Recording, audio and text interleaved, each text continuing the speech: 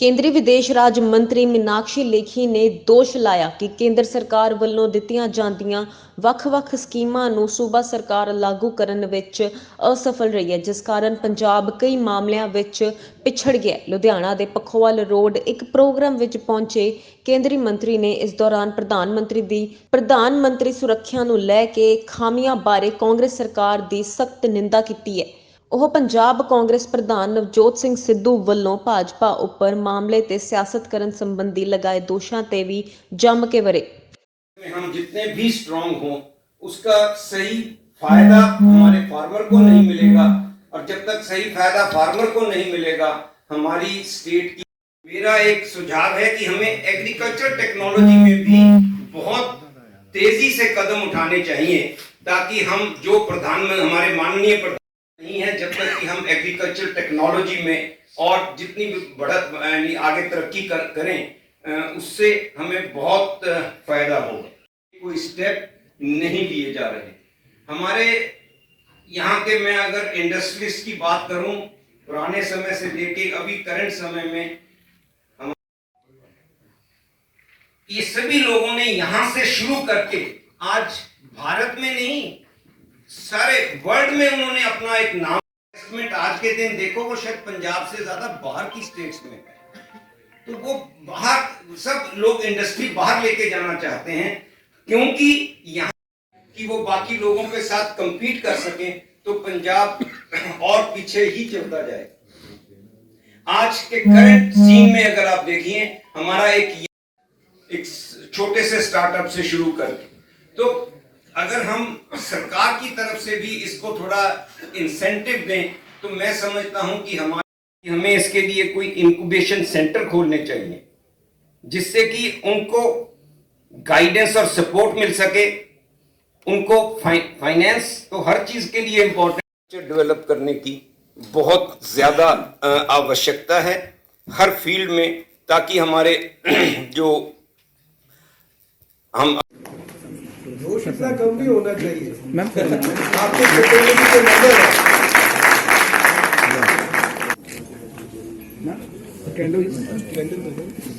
मंत्री जी देश के प्रधानमंत्री हैं और देश की इज्जत का सवाल है, और इस तरीके की सिक्योरिटी ब्रीच बियॉन्ड राजनीति है। ये राजनीति से ऊपर की बात है जी, और राजनीति से हम लोग आपस में राजनीति कर सकते हैं, मगर प्रधानमंत्री जी की सुरक्षा में लापरवाही बर्दाश्त नहीं की जा सकती। और ये लापरवाही नहीं, बल्कि मैं इसको कहूंगी ये कॉन्स्पिरेसी थी। जो देखने में लगता है वो कॉन्स्पिरेसी थी, क्योंकि 15 मिनट तक प्रधानमंत्री जी ने वेट किया भटिंडा एयरपोर्ट पर।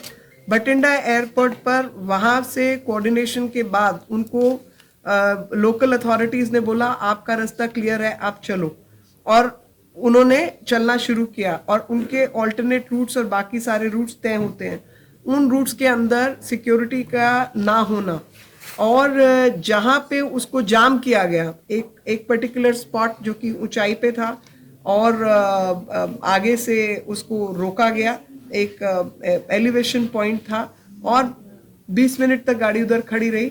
और कॉन्वॉय के अंदर भी सारी गाड़ियां जो हैं वो प्रॉपर कॉन्वॉय भी नहीं था, वो सारी की सारी इनोवा थी और आइडेंटिफाइबल्स थी कि ये प्रधानमंत्री जी की गाड़ी है। तो ये तो बहुत बड़ी गड़बड़ हुई है, और इसमें जो भी लोग शामिल हैं इस साजिश में उनको पूरा सजा मिलनी चाहिए, और जो भी इसका राजनीतिकरण कर रहे हैं उनको भी प्रदेश की जनता को अच्छे से जवाब देना होगा। मैडम नवजोत सिंह सिद्धू ने प्रेस कॉन्फ्रेंस करके कहा कि बेइज्जती तो बचण वास्ते वो सिक्योरिटी इशू खड़े किए जा रहे हैं।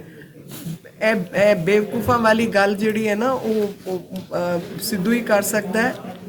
उन ऐसी बेवकूफ़ों की क्योंकि प्रधानमंत्री जी की सिक्योरिटी और जिहड़ी 35 ओनू इन्नी समझ नहीं है कि CID दी रिपोर्ट है जिथे वो कह रहे ने 1 लाख बंदा आएगा, और 1 लाख ਜਿਹੜੀ ਗੱਡੀਆਂ ਨੇ ਉਹਨਾਂ ਨੂੰ ਸਾਰਿਆਂ ਨੂੰ ਰੋਕਿਆ ਹੋਇਆ ਹੈ, ਨਾਕੇ ਬਣਾ ਕੇ ਰੋਕਿਆ ਹੋਇਆ ਹੈ। ਉਹਦੇ ਬਾਅਦ ਵੀ 20 ਬੱਸਾਂ ਪਹੁੰਚੀਆਂ ਨੇ। मैडम आपका जैसे इलेक्शन का जो फ्यूचर आगे इलेक्शन है, तो अभी ये घटनाक्रम हुआ है, तो आगे आपकी क्या तैयारी रहेगी पंजाब को लेकर, कैसे आप चुनाव लड़ेंगे या क्या इसके लिए हम लोगों की तैयारी जो है ना, हम लोग थ्राइव करते हैं ऑपोजिशन में। जितना आप हमें रोकेंगे उतना हम ज्यादा चुस्ती से काम करते हैं और उन तरीकों से काम करते हैं जो इन लोगों के बस की भी नहीं है। तो अब वही काम शुरू होगा और हर भारतीय जनता पार्टी का एक एक आदमी रात दिन एक करके हर घर पे जाके दस्तक देगा। Thank you ma'am. मैडम 1.5 घंटे बस्सां रुकियां उत्ते साडियां 1.5 घंटे ये देखो 800 बस्सां सी देयर वाज 800 buses और मैम क्या कहना चाहेंगे आज का जो फंक्शन था? थोड़ा सा आज के विषय में बता दीजिए थोड़ा सा। आज का विषय जो था वो इंटरैक्टिव सेशन था इंटेलेक्चुअल सेल नाल ਜਿਹੜੇ ਚਾਰਟਰਡ ਅਕਾਊਂਟੈਂਟ ਵਕੀਲ ਤੇ ਇੰਡਸਟਰੀ ਦੇ ਬੰਦੇ ਕੋਰੋਨਾ ਵੀ ਚੱਲ ਰਿਹਾ ਤੇ ਇਹਨਾਂ ਨੇ ਇੱਥੇ ਰਿਸਟ੍ਰਿਕਸ਼ਨ ਰੱਖਿਆ ਸਨ ਕਿੰਨੇ ਬੰਦੇ ਤੇ ਇੱਕ ਹੋਰ ਜਗ੍ਹਾ ਅਸੀਂ ਕੀਤਾ ਸੀ ਤੇ ਉਹ ਉਸ ਹਾਲ ਦਾ ਕੈਂਸਲ ਵੀ ਕਰਤਾ ਸੀ। anyways irrespective of all that ਅੱਜ ਦਾ ਪ੍ਰੋਗਰਾਮ ਚੰਗਾ ਹੋਇਆ ਤੇ ਇਸ ਪ੍ਰੋਗਰਾਮ 'ਚ ਜਿਹੜੀ ਗੱਲ ਸੀ ਉਹ ਲੋਕੀ ਬੜੇ ਪਰੇਸ਼ਾਨ ਨੇ ਬੈਡ ਗਵਰਨੈਂਸ ਕਰਕੇ ਉਹਨਾਂ ਨੂੰ ਜਿਹੜੇ ਸਕੀਮਾਂ ਨੇ ਸੈਂਟਰ ਦੀ ਉਹਦਾ ਕੋਈ ਫਾਇਦਾ ਨਹੀਂ ਮਿਲਿਆ। ਮੈਂ ਇੱਕ ਛੋਟੀ ਜਿਹੀ ਤੁਹਾਨੂੰ ਸਟੈਟਿਸਟਿਕਸ ਦੱਸਣਾ ਚਾਹੁੰਦੀ ਹਾਂ। ਜਿਹੜੀ ਸਟੈਟਿਸਟਿਕਸ ਹੈ ਉਹ 22,000 ਇੱਥੇ ਪ੍ਰਧਾਨ ਮੰਤਰੀ ਆਵਾਸ ਯੋਜਨਾ 'ਚ ਘਰ ਬਣੇ ਨੇ। ਉਸੇ ਟਾਈਮ 'ਚ ਜਿਹੜਾ ਯੂਪੀ ਹੈ ਉੱਥੇ ਕਈ ਕਰੋੜ ਬਣ ਗਏ ਨੇ ਤੇ 22 ਲੱਖ ਉਹ ਇੱਕ ਸਾਲ ਦੇ 22 ਲੱਖ ਤੋਂ ਉੱਤੇ ਉਹਨਾਂ ਨੇ ਬਣਾਏ ਨੇ। 47% ਘਰਾਂ 'ਚ ਹਰ ਘਰ ਜਲ ਜੀਵਨ ਮਿਸ਼ਨ ਦੇ ਤਹਿਤ ਸੈਂਟਰਲ ਗਵਰਨਮੈਂਟ ਨੇ ਭੇਜਿਆ। ਕੁਸੁਮ ਸਕੀਮ ਦੇ ਤਹਿਤ ਸਾਰੇ ਘਰਾਂ 'ਚ ਜਿਹੜੇ ਪੰਪ ਨੇ ਸੋਲਰ ਪੰਪਸ ਉਹਦਾ ਪ੍ਰੋਵੀਜ਼ਨ ਕੀਤਾ ਜਿਸ ਤੋਂ 50,000 ਕਾਸਟ ਘਟਦੀ ਹੈ ਪਾਣੀ ਖੇਤ ਨੂੰ ਦੇਣ ਦੀ ਤੇ ਉਹ 50,000 ਤੇ ਵੱਡੀ ਚੀਜ਼ ਹੈ ਨਾ ਹਰ ਕਿਸਾਨ ਲਈ। ਉਹ ਸੈਂਟਰਲ ਗਵਰਨਮੈਂਟ ਦੀ ਸਕੀਮ ਹੈ। ਇੱਥੇ 597 ਲੋਕਾਂ ਨੂੰ ਫਾਇਦਾ ਹੋਇਆ ਬਾਕੀਆਂ ਨੂੰ ਹੋਇਆ ਨਹੀਂ।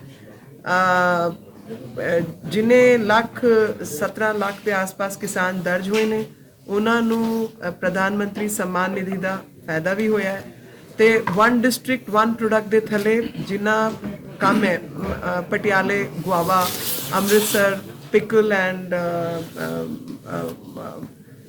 ਮੁਰੱਬਾ ਲੁਧਿਆਣੇ ਬੇਕਰੀ ਪ੍ਰੋਡਕਟਸ ਇੰਜ ਕਰਕੇ 1 ਡਿਸਟ੍ਰਿਕਟ 1 ਪ੍ਰੋਡਕਟ ਦਾ ਜਿਹੜੀ ਸਕੀਮ ਹੈ ਉਹ ਬਣਾਈ ਹੋਈ ਹੈ। ਉਹਨੂੰ ਲਾਗੂ ਕਰਨ ਲਈ ਜਿਹੜਾ ਕੰਮ ਕਰਨਾ ਚਾਹੀਦਾ ਸਟੇਟ ਗਵਰਨਮੈਂਟ ਨੇ ਉਹ ਨਹੀਂ ਕੀਤਾ।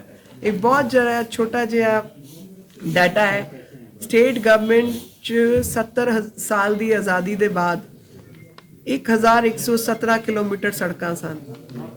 ਅੱਜ 2014 ਦੇ ਬਾਅਦ ਜਿਹੜੀ ਸਾਡੀ ਸਰਕਾਰ ਸੈਂਟਰ 'ਚ ਆਈ ਤੇ 4000 ਤੋਂ ਵੱਧ 4125 ਕਿਲੋਮੀਟਰ ਸੜਕਾਂ ਬਣ ਗਈਆਂ ਨੇ। ਉਹ ਸਾਰੀ ਸੜਕਾਂ ਦਾ ਪੈਸਾ ਜਿਹੜਾ ਹੈ ਨੈਸ਼ਨਲ ਹਾਈਵੇ ਅਥਾਰਟੀ ਤੇ ਸੈਂਟਰਲ ਗਵਰਨਮੈਂਟ ਪ੍ਰਧਾਨ ਮੰਤਰੀ ਜੀ ਦਾ ਹੈ ਤੇ ਪ੍ਰਧਾਨ ਮੰਤਰੀ ਗ੍ਰਾਮ ਸੜਕ ਯੋਜਨਾ ਜਿਹੜੀ ਦਿਹਾਤ 'ਚ ਸੜਕਾਂ ਬਣੀਆਂ ਨੇ ਉਹਦਾ ਪੈਸਾ ਵੀ ਸੈਂਟਰਲ ਗਵਰਨਮੈਂਟ ਨੇ ਦਿੱਤਾ ਹੈ ਤੇ ਇੱਥੇ ਤੇ ਦਿਵਾਲੀਆ ਕਰਤਾ ਸਾਰਿਆਂ ਨੇ ਸੈਂਟਰਲ ਸਰਕਾਰ ਨੂੰ। ਪਰ ਜਿਹੜੀ ਸਕੀਮਾਂ ਨੇ ਚਾਹੇ ਉਹ 1000-2000 ਵੰਡਣ ਦਾ ਕੰਮ ਨਹੀਂ ਕੀਤਾ ਪਰ 5 ਲੱਖ ਦਾ ਆਯੁਸ਼ਮਾਨ ਭਾਰਤ ਦਾ ਜਿਹੜਾ ਫਾਇਦਾ ਹੈ ਉਹ ਸਕੀਮ ਲਾਗੂ ਕੀਤੀ ਹੈ ਸੈਂਟਰਲ ਗਵਰਨਮੈਂਟ ਨੇ।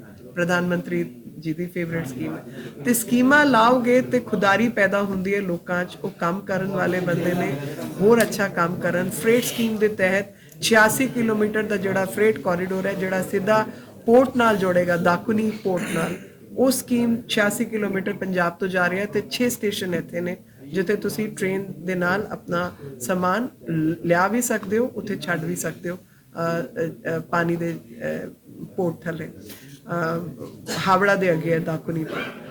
ਇੱਥੇ ਆਰਯੂਬੀਜ਼ ਦਾ ਕੰਮ ਹੋਏ ਆਰਯੂਬੀਜ਼ ਤੇ ਅੰਡਰਪਾਸ ਦਾ ਤੇ ਪਹਿਲਾਂ ਸਿਰਫ 9 ਬ੍ਰਿਜਸ ਸੀ railway overhead bridges 10 underpass bridges ਸੀ। ਹੁਣ 27 ਓਵਰ ਬ੍ਰਿਜਸ ਬਣੇ ਨੇ ਤੇ 227 ਅੰਡਰ ਬ੍ਰਿਜਸ ਬਣੇ ਨੇ ਰੇਲਵੇ ਦੇ ਤੇ ਜਿਹੜੀ ਅਨਮੈਨਡ ਕ੍ਰਾਸਿੰਗ ਸੀ ਉਹ ਸਾਰੀ ਅਨਮੈਨਡ ਕ੍ਰਾਸਿੰਗਸ ਵੀ ਬੰਦ ਹੋਈ ਨੇ। ਥੋੜੀ ਜਿਹੀ ਬਚੀ ਨੇ 86% ਬੰਦ ਕੀਤੀ ਹੈ ਤੇ ਇਹਨਾਂ ਕੰਮ ਸੈਂਟਰਲ ਗਵਰਨਮੈਂਟ ਨੇ ਕੀਤਾ ਹੈ। ਪਰ ਜਿਹੜੀ ਸਕੀਮਾਂ ਦਾ ਫਾਇਦਾ ਹੋਣਾ ਈਵਨ ਇੰਡਸਟਰੀ ਨੂੰ ਵੀ ਜਿਹੜੀ ਰਜਿਸਟ੍ਰੇਸ਼ਨ ਹੈ ਉਹੀ ਘੱਟ ਹੋਈ ਹੈ। ਇੱਥੇ ਸਿਰਫ 2,27,000 ਦੀ ਰਜਿਸਟ੍ਰੇਸ਼ਨ ਹੋਈ ਹੈ ਤੇ 2.5 ਕਰੋੜ ਜਿਹੜਾ ਕ੍ਰੈਡਿਟ ਸਕੀਮ ਸੀ ਉਹਦਾ ਫਾਇਦਾ ਵੀ ਸਾਰਿਆਂ ਨੂੰ ਨਹੀਂ ਮਿਲ ਰਿਹਾ, ਬਾਕੀ ਸਕੀਮਾਂ ਦਾ ਵੀ ਫਾਇਦਾ ਨਹੀਂ ਮਿਲ ਰਿਹਾ क्योंकि ਇੱਥੇ ਜਿਹੜਾ राज्य सरकार ਦਾ ਕੰਮ है वो काम ढीला है।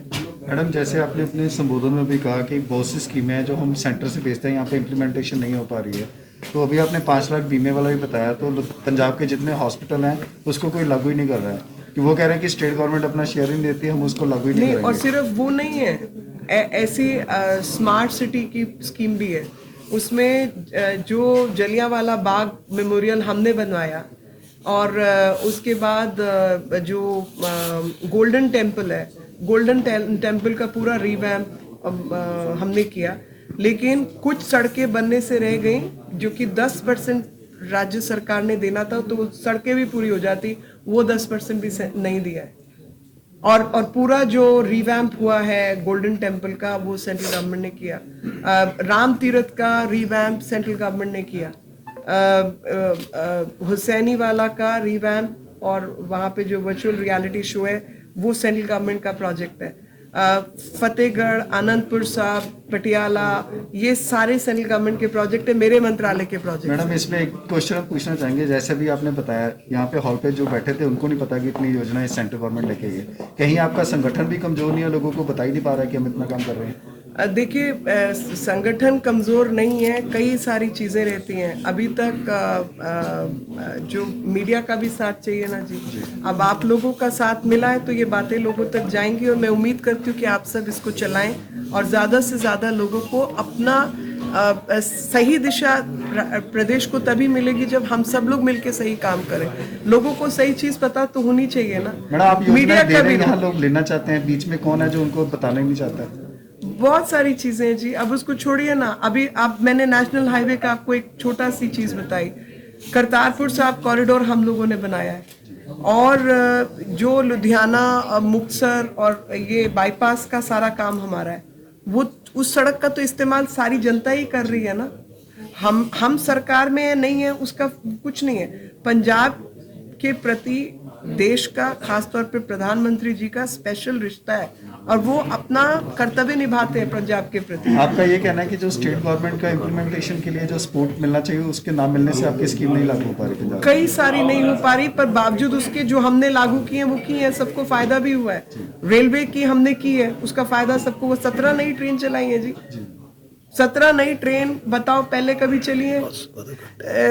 हम लोगों ने RU20 का मैंने आपको डाटा दिया, अंडरपास का आपको डाटा दिया, ओवर ब्रिजेस का डाटा मैंने आपको दिया, सड़क का डाटा मैंने आपको दिया।